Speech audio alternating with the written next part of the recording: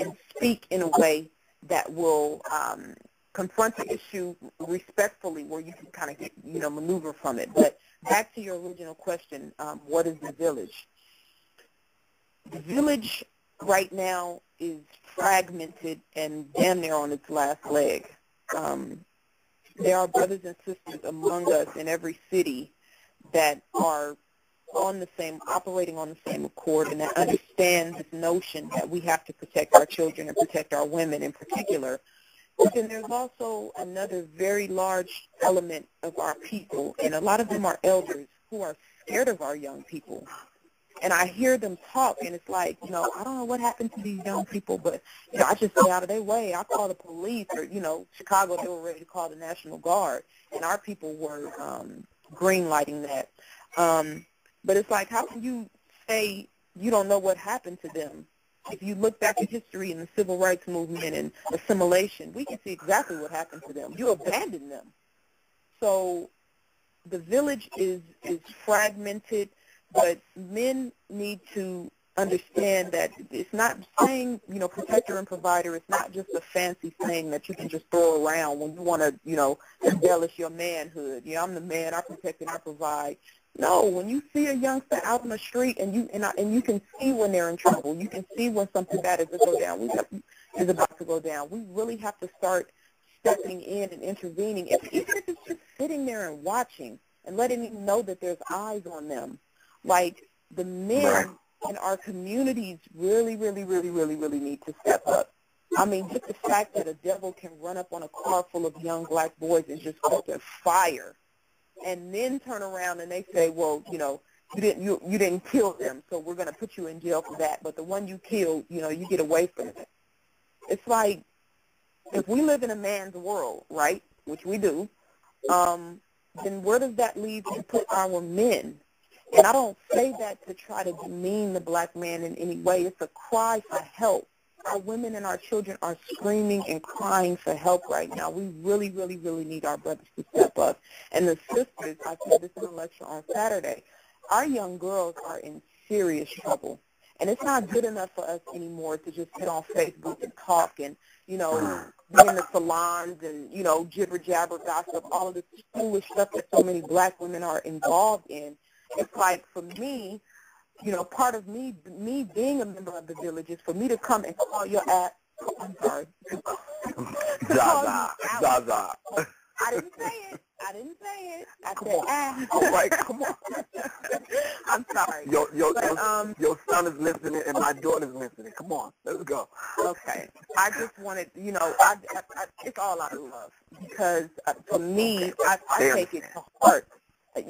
Seeing the condition of our girls, so we got to really step up to the plate and get involved in what's going on.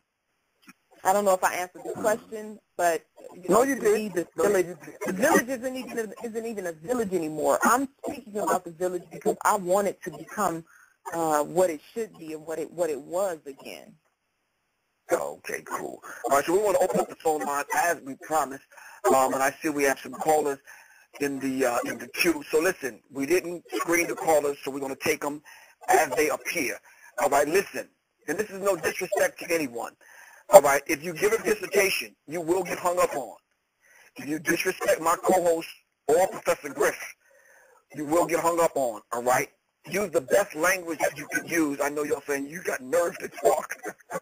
I'm working on mine. All right, just be the best person that you can be, and just let everyone know from I got a couple of text messages that pretty didn't fit right with my spirit. If I've harmed anyone in anything that I've ever done, my words or my deeds or my actions, I'm simply stating that, I'm asking you for your forgiveness, and I apologize. I don't care if it's something minute. I don't care if that's something to do with your car, or I owe you $2 or $3, or I use foul language, or whatever it is, or we got physical or whatever, male or female. I'm simply asking you for your forgiveness, and that's all we can ask for. And hopefully that'll resonate with you, and hopefully we can kind of resolve those things, because the Creator didn't have our paths crossed for nothing. We're here, we met one another, we've experienced some things, We walk the same path for a minute. If we're not there, we're not there. Ain't no love lost. All right? So we're going to open up the phone lines. All right? And Zaza, I'm just going to take them as they appear. Is that cool? Yes, sir. From the bottom up. From the bottom up, from the 941 area code. This is Professor Griff and Zaza Ali on Enemy Minds. You got a question or comment? Peace, Professor Griff. Peace. What's good? I'll just have a comment on the Dr. Welsing thing you said, where she was saying to wait till you were older, to maybe men 35 and then women 30. Right. That's the path that me and my wife took. You know, we waited till our businesses were built up and successful, so that we could have something for our children that we weren't when we were younger. We spent maybe 80, 90 hours a week working so we could build to the point that we could have children and not have to worry about if we lost our jobs or things like that, that our children were taken care of. That we didn't have to break ourselves for that. That's beautiful. Yes, that's something that one of the building blocks that we definitely need to put in place. You know, I was at the Hollywood event. I actually spoke to you guys, and Zaza said, you know, it said you measure how good a people are by the way they protect their children. And, you know, that's just the whole weekend I've just been thinking about that. You know, and I think I was blessed because I did wait and I did build my business up before I did have my children.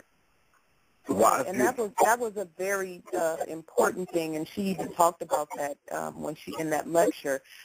We don't pass down wealth to our children. Most of us don't pass down 401ks and IRAs and life insurance and whatnot. So a lot of us, I did coming up, I didn't have any financial stability passed down from my parents coming up. So it's very important what you're talking about because, you know, when we talk about our 70% of black households being headed by single mothers, well, there was a report that said that the average black woman has a net worth of $5. So how is a woman that is struggling, or a man struggling financially and barely making ends meet, going to be able to put their best foot forward to raise mentally and emotionally and spiritually sound human beings? When we go to the root of the sociology and the psychology of it, we have to be put together internally, mentally and emotionally, in order to be able to give that to our children. And if you on the wheel struggling and worrying about how you're going to keep the lights on, that's a very hard act to balance when you're trying to raise children. So I see your queen for making that decision and then following through with that. I really applaud that. Exactly. I appreciate that. All right. You know, all right, I appreciate it. No, go on. All right. No, go on. I'm sorry. Go on. I was going to say, like, the way we built our business, like, we own rentals and things like that, so I know that eventually, 20 years down the road, I have my children's college fund right there, and it was afforded to me because I waited for them children. I got to bust my tail until I was 30, 32, and, you know, I busted my tail hard, and now I'm seeing the benefits of it. I don't have to work as hard as I did then, and now, you know, I live in Florida, so now really I get to stay at home with my children as much as I want to because I own my own business. Right. Okay, that's beautiful. All right, good brother. We really appreciate you. We're going to take the next call, all right? Hey, peace, Griff. Peace. Peace, good brother. From the 786 area code, 786 area code, it's Professor Griff and Zaza Ali on Enemy Minds Radio. You got a question or comment? Yes, sir, brother. I want to have a comment. I want to add to what Sister Zaza Ali had mentioned about finances. And this is Brother Malachi, by the way. You know, how you feel, good brother? I'm feeling good, brother. I got the Holy Ghost tonight. but and, you didn't get it from me. Must have got it from Zaza over the weekend. I know, but all seriousness though, you know, I had on, you know, to interject on what Sister Zaza said, you know, I had made all the mistakes, you know, from from a financial standpoint. Like Sister Zaza said before, you know, we don't pass 401ks down because what I learned is definitely from my experience, we're not taught about economics. Right. You see what I'm saying? So we're not taught about economics. So a brother like myself who made all the mistakes, didn't have my father in my life, not because it was his fault, but my mother, you know, was kind of out there in the street, whatever the case may be, yada, yada, yada, yada, yada. And she didn't let me know who my father was. You know what I mean? Even when she passed away, I had to find out from my aunt. So, anyways, but you know, a brother who went through the struggle out there in the street, you know, he started becoming a little bit more conscious, but I still had that N-word in me. You know what I mean? I still was out there in the street.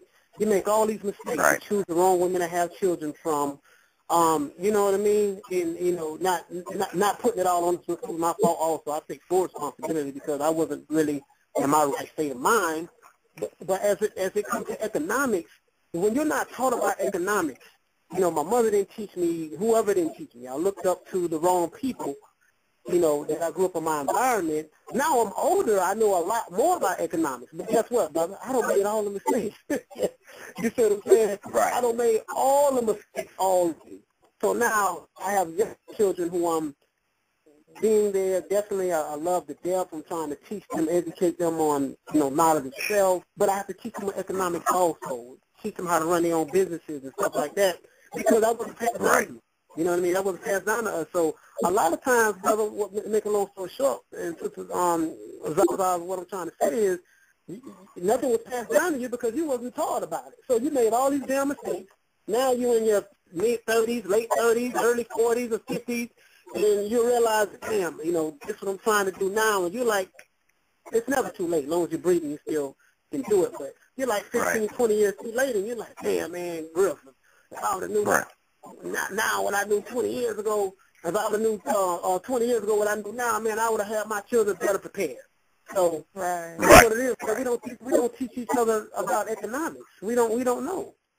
Right. You know, so Right. you need money to raise children. Well, first of all, you need a few things more than money. You need some sense and some maturity and a few other things, but money won't hurt. I really appreciate you, Malachi. Yes, sir. Take it easy, sir. All right, you want to tell the people what's the name of your radio show down in the bottom? Yes, sir. The name of the radio show is WARSmiami.com. That's WARSmiami.com. We play music 24 hours a day, 7 days a week. We also are in the process of rebroadcasting a lot of the shows that you know, Blog Talk Radio talks about. You and Zaza Ali. We definitely look forward to that. People need to hear the information about what's going on. So anybody want to tune in to WARSmiami.com. And what's your handle, man? You Fo-Triple-O?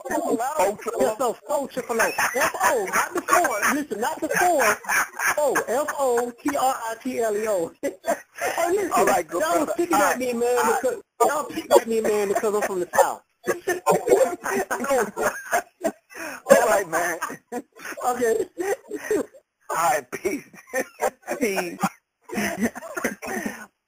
Oh, man. No, seriously. Yeah. Let me throw something into the pot before we take this next caller. In post-traumatic slave syndrome, Dr. George Grew says, when human beings have been exposed to stress early on in their lives, that stress can have profound effects on their ability to manage and control their emotions as they get older. Doctors have actually found a stress hormone called cortisol, a chemical in our bodies that clouds our ability to be rational. For many people, the effects of this stress hormone begin before they are even born. Recent studies have revealed that pregnant women can pass cortisol through the placenta to the infant, the impact of which can be devastating. After birth, the continual exposure to stress releases more cortisol into the bloodstream, preventing the neural connections necessary to access higher brain functioning. And this release of higher levels of cortisol could result in limited learning ability. Under stress, with our higher brain functions inhibited by cortisol, our lower brain functions take over and fight or flight survival behaviors become prominent. When the lower functions are in play, children as well as adults begin to live as though every stressful event is a threat, which in turn causes the release of more cortisol, further inhibiting access to the reasoning parts of their brain. You can probably recall instances where you have witnessed individuals faced with a simple directive who respond as though they are under attack. Once stressed, the individual must